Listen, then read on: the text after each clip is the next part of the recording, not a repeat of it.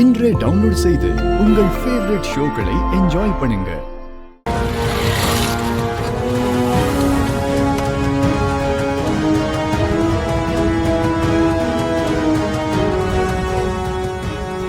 Madam, நீங்க சொன்ன மாதிரியே டாக்குமெண்ட் ரெடி பண்ணி கொண்டு வந்துருங்க. இந்தாங்க மேடம், செக் பண்ணிக்கோங்க.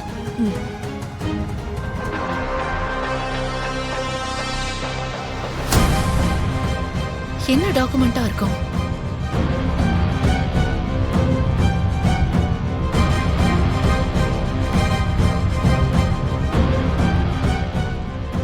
லாயர் எதுக்கு சுபத்ரா வர சொன்ன? எல்லாம் காரணமாதாங்க. இவகிட்ட இருந்து என் பையனுக்கு டிவோர்ஸ் வாங்க தான் நான் லாயரை வர சொன்னேன். அதுக்கான லீகல் டாக்குமெண்டேஷன் தான் இது.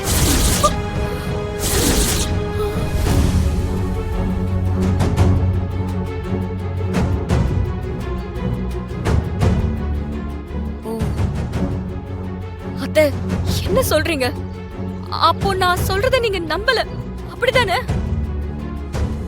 அத்தை, ப்ளீஸ் அத்தை, கொஞ்சம் எனக்கு டைம் கொடுங்க. நீங்க வீடியோல பார்த்த பொண்ணு நான் இல்லன்னு கோர்ட் சொல்லும். அப்போ தெரியும் நான் எந்த தப்பும் பண்ணலன்னு. நீ தப்பு பண்ணியோ பண்ணலையோ அத நான் கேட்க விரும்பல. நீ எப்ப என் குடும்பத்துக்கு சேஃபான ஆள் இல்லங்கிற ஃபீல குடுத்துட்டியோ, இனிமே உன்கிட்ட எதையுமே பேச எனக்கு விருப்பம் இல்ல. இருந்தாலும் நானும் ஒரு பொண்ணை பெத்து வச்சிருக்கேன்.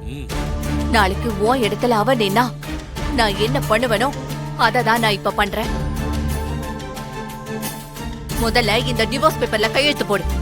அத்தை, சொல்றல, கையெழுத்து போடு. எஸ்.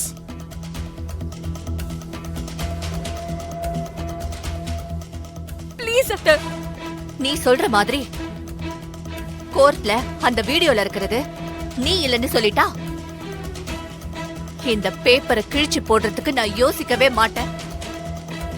அம்மா, அதே நேரம் கோர்ட் உன்னை குற்றவாளின்னு சொல்லிட்டா என் பையன் வாழ்க்கையை விட்டு கேள்வியே கேட்காம நீ வீட்டை விட்டு போயிடணும். அதுக்குதான் இந்த பேப்பர்ஸ். கையெழுத்து போடு. ஐயோ, என்ன அண்ணி டிவோர்ஸ் வரைக்கும் போயிட்டாங்க. நீங்களும் என்ன சந்தேகப்படுறீங்களா அத்தை?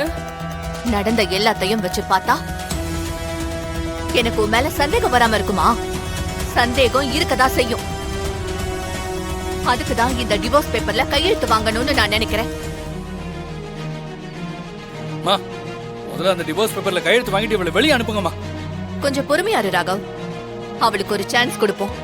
அவ சொல்ற மாதிரி அவ தப்பு பண்ணலன்னு ப்ரூவ் பண்ணட்டும்.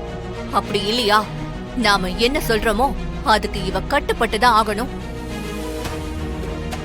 கையெழுத்து போடு.